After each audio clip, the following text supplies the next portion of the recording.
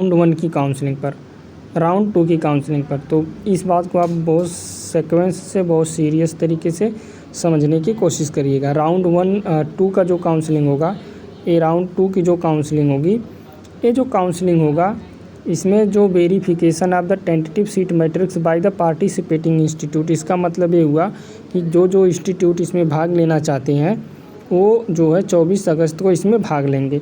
वो अपना seat matrix release करेंगे कि हमारे पास इतनी सीटें खाली हैं, ये चीज़ अब एमसीसी में डाटा जाएगा उनका। फिर इसके बाद क्या होगा, फिर रजिस्ट्रेशन शुरू होगा बच्चों के लिए। एक कॉलम अब बच्चों का शुरू हो जाएगा यहाँ पर। ये बच्चे यहाँ से शुरू करेंगे अपना।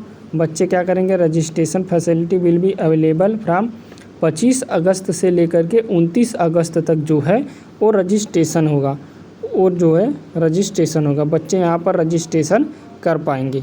इसके बाद जो है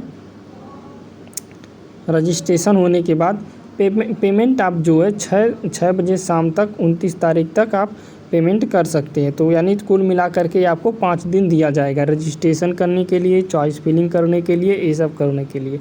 यानी कुल मिला करके आपको 5 से 6 दिन दिया जाएगा आपको रजिस्ट्रेशन, चॉइस फिलिंग और लॉक करने का। इसके बाद क्या होगा, ये चीज़ें 2 कॉलम हमने समझ लिया, ए वाला कॉलम, ए वाला। इस वाले कॉलम में ये बता रहे हैं कि रजिस्ट्रेशन आपका 25 अगस्त से शुरू होगा और 29 अगस्त तक आप जो है कर पाएंगे शाम तक 6 बजे शाम तक आप पेमेंट की फैसिलिटी आपको मिलेगी 29 अगस्त तक। इसके बाद उस रजिस्ट्रेशन के बाद अगर आप चॉइस फिलिंग करना चाहते हैं तो आप चॉइस फिलिंग कर सकते हैं। चॉइस फिलिंग आपको जो है 30 अगस्त 11 बजे रात तक दिया जाएगा। और जो चॉइस लॉकिंग होगा, चॉइस लॉकिंग का जो समय होगा वो 4 बजे शाम से आप चॉइस को लॉक कर सकते हैं 11 बजे रात तक 30 अगस्त तक। ये आप लॉक कर देंगे। ये इसमें आपको 5 से 6 दिन, यानी आपको बच्चों को राउंड 2 में 5 से 6 दिन मिलेगा चॉइस करने के लिए, लॉक करने के लिए। फिर इसके बाद यहाँ पर सीट अलॉटमेंट कब होगा, सीट अलॉटमेंट जो होगा 31 अगस्त को होगा। राउंड 2 का सीट अलॉटमेंट 31 अगस्त और 1 सितंबर के बीच, यानी 2 दिन लगेगा सीट अलॉटमेंट होने में। 2 दिन लगेगा सीट अलॉटमेंट होने में। सीट अलॉटमेंट होने के बाद उसका सीट अलॉटमेंट का रिजल्ट आएगा।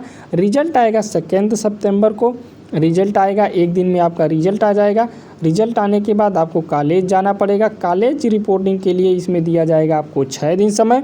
6 दिन समय बच्चों को दिया जाएगा कॉलेज में जाने के लिए, अपना डॉक्यूमेंट ले जाने के लिए, वेरीफाई कराने के लिए। 6 दिन में वो जाएंगे कॉलेज। और जो इंस्टीट्यूशन के वेरिफिकेशन का टाइम है वो 1 दिन है। 1 दिन का मतलब नहीं है कि इंस्टीट्यूशन, यानी 3 सितंबर से बच्चे जाना शुरू करेंगे और 8 सितंबर तक बच्चे जाएंगे। और जो कुछ छूटा हुआ डाटा है वो इंस्टीट्यूशन को 1 दिन समय मिलेगा, वो उसमें अपना डाटा को फिल कर लेगा, वेरीफाई कर लेगा। तो इस तरीके से हमारी राउंड 2 की जो काउंसलिंग है वो समाप्त हो चुकी है। तो आपको स्टेप बाय स्टेप इस काउंसलिंग को समझते चले जाना है और अपनी स्टेट काउंसलिंग को भी इसके साथ समझना है कि किस तारीख को हमारी स्टेट काउंसलिंग शुरू हो रही है, क्या हो रही। इसलिए आप हमारे साथ बने रहिए। आपको हर राउंड की काउंसलिंग स्टेप बाय स्टेप एक अक्षर समझा देंगे, आपको कोई समस्या नहीं होगी। तो ये चीज़ आप राउंड 2 में समझ सकते हैं कि हमको किस तरीके से चॉइस रजिस्ट्रेशन करना है, किस तरीके से पेमेंट करना है। एक बात और है बच्चे, अपना जो आप भी जो काउंसलिंग करते हैं उसमें अपना पेमेंट जो है, सिक्योरिटी मनी जो आपको डिपॉजिट करना है वो अपने ही अकाउंट से करना है। वो किसी दूसरे अकाउंट से सिक्योरिटी मनी डिपॉजिट नहीं करना है। साइबर वाले के अकाउंट से जो है सिक्योरिटी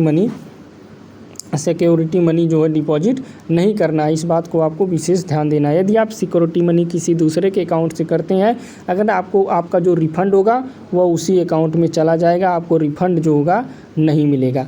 तो आप बाद में क्या हो जाएंगे, परेशान होंगे। तो इसलिए अगर आपको रिफ़ंड चाहिए तो आप अपने अकाउंट में या अपने पेरेंट का अकाउंट दीजिए, बैंक अकाउंट, उससे पेमेंट करिए।